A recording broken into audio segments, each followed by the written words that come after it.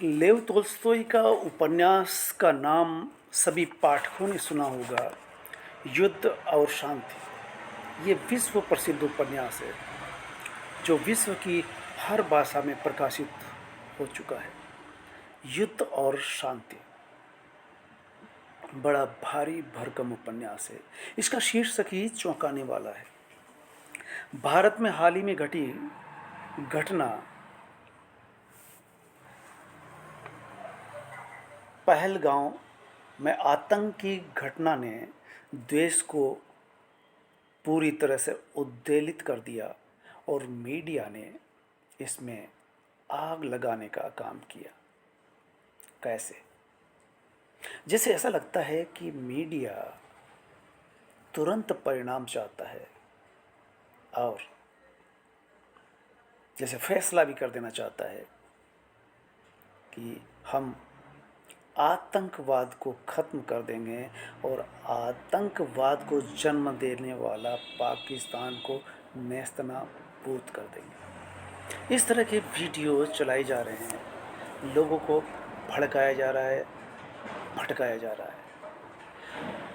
आप बेसिकली समझ सकते हैं कि युद्ध और शांति उपन्यास लेव तोल्स्तोई का लिखा हुआ आज भी विचार विमर्श के लिए इतना उपयुक्त है कि युद्ध से कभी भी शांति नहीं आ सकती।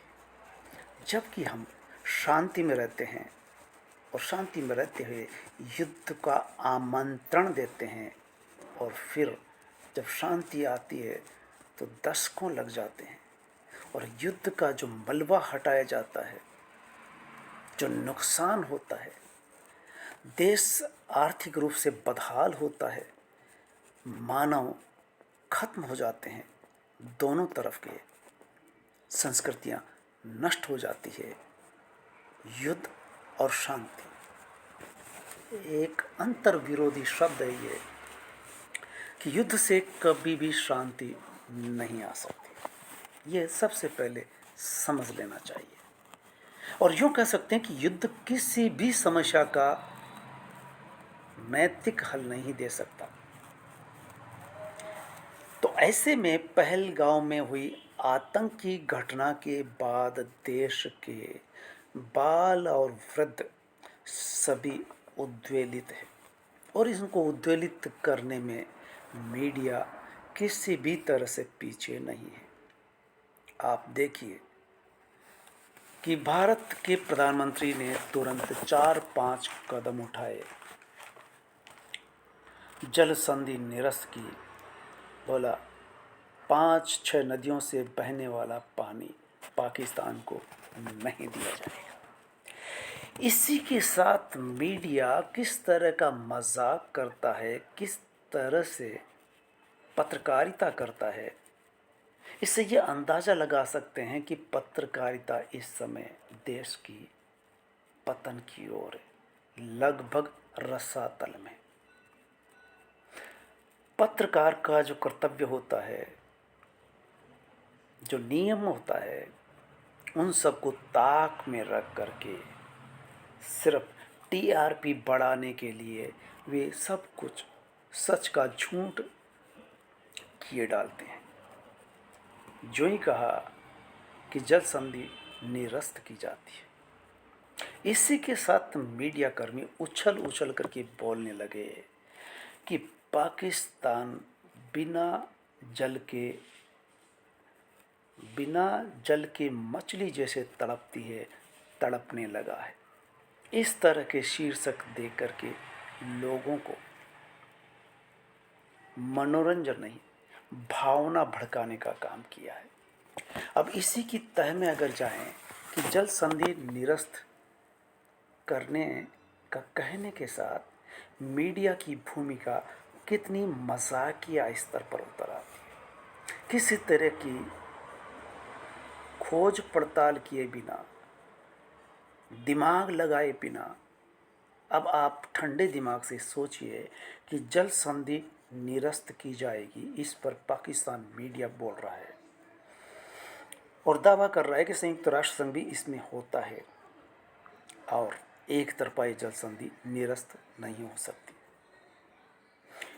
ये कही गई है, लेकिन जल को कैसे रोका जाएगा, इस पर अगर हम ठंडे दिमाग से सोचें तो पता चलेगा कि नदियों के बहाव को रोकने के लिए बड़े बड़े डैम चाहिए होंगे, और डैम बनाने में वक्त लगता है, संसाधन जुटाए जाएंगे। और डैम कोई महीना 15 दिन में नहीं बना करते, 10-12 साल का वक्त लग सकता है। एक नहीं, कई डैम बनाए जाएंगे, एक नदी नहीं, आधा दर्जन नदियाँ हैं। जब बरसात का पानी आएगा तब इलाके में बाढ़ आ जाती है। ऐसे बड़े बड़े डैम बनेंगे, तब जा कर के पानी रोका जाएगा। जल संधि निरस्त कह देना एक यकायक भावना में उबाल आया और कह दिया, और मीडिया वाले उसे भुनाने लगे। इसलिए आज के दौर में, व्हाट्सएप और फेसबुक के दौर में, हमें ठंडे दिमाग से सोचने की ज़रूरत है। जो भी वीडियो आया उसे सुना, देखा और आगे बढ़ा दिया। सोच समझ करके किसी भी वीडियो को समझा जाए, सुना जाए। ज़रूरी नहीं है कि हर वीडियो सुना जाए, और सुन लिया है तो दिमाग लगाया जाए और आगे बढ़ाने से पहले 10 बार सोचा जाए। आप क्या देख रहे हैं? भावना में उबाल वैसे ही लाया जा रहा है जैसे चाय के प्याले में तूफान की तरह ले आते हैं।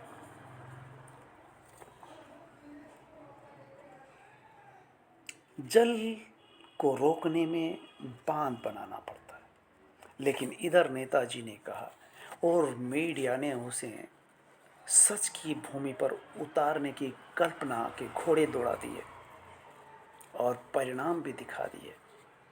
लेकिन इसके बाद और इससे भी आगे बढ़कर युद्ध होके रहेगा। युद्ध से सबक सिखाया जाएगा, आर पार की लड़ाई लड़ी जाएगी।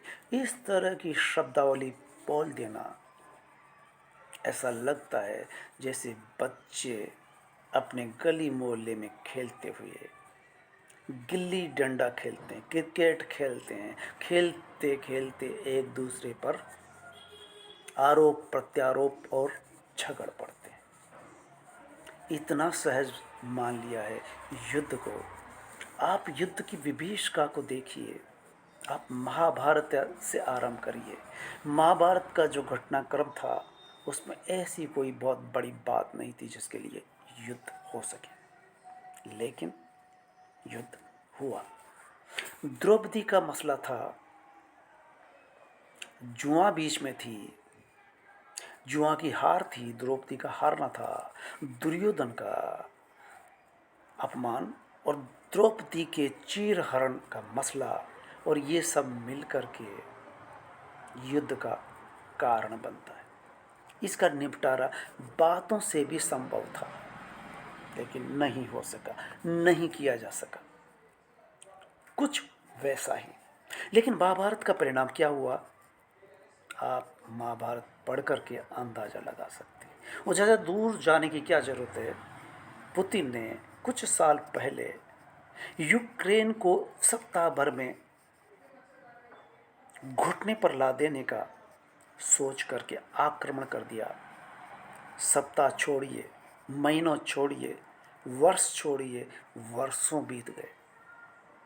इजराइल ने गाज़ा में युद्ध छेड़ा, उसे भी साल गुजर गए।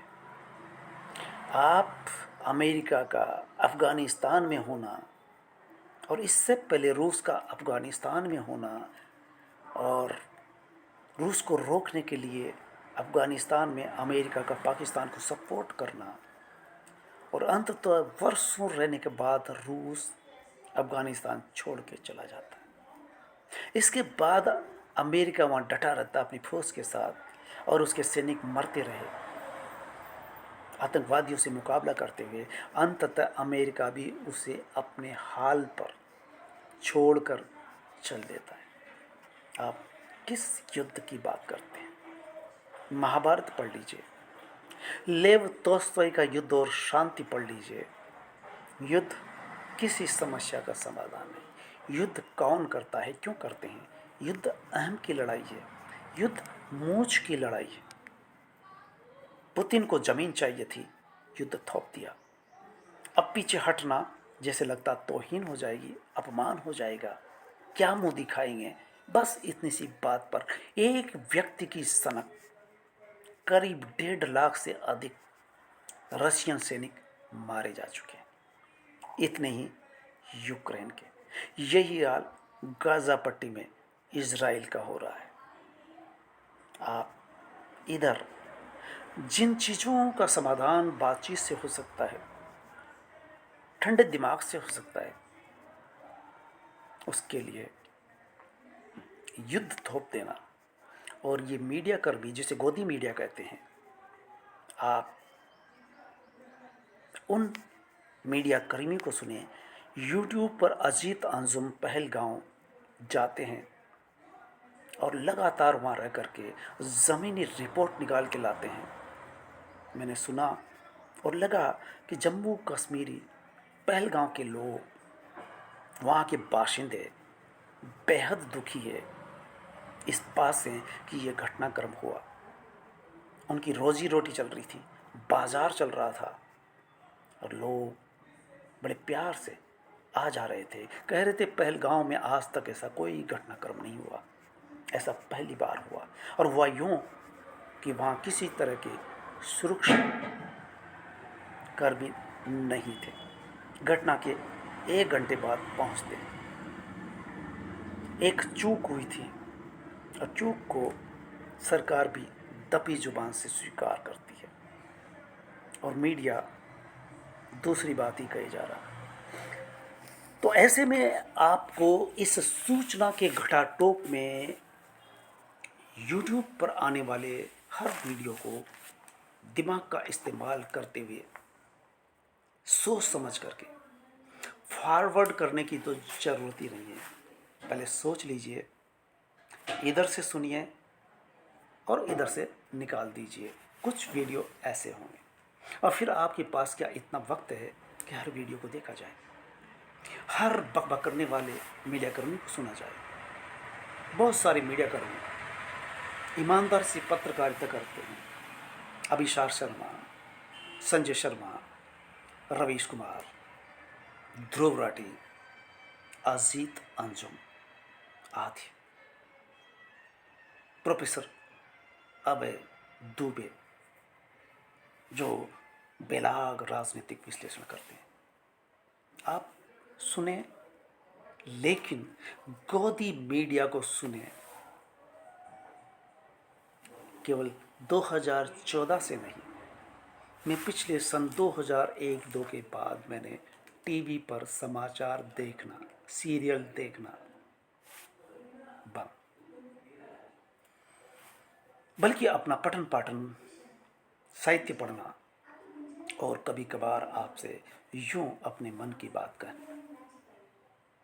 तो ध्यान रहे कि मीडिया में जो भी आता है वह सच नहीं होता। सच क्या होता है? सच बहुत नीचे दबा होता है। उसके लिए आपको कुरेदना पड़ेगा, खोदना पड़ेगा, दिमाग लगाना पड़ेगा। तो चलिए आज इतना ही। धन्यवाद।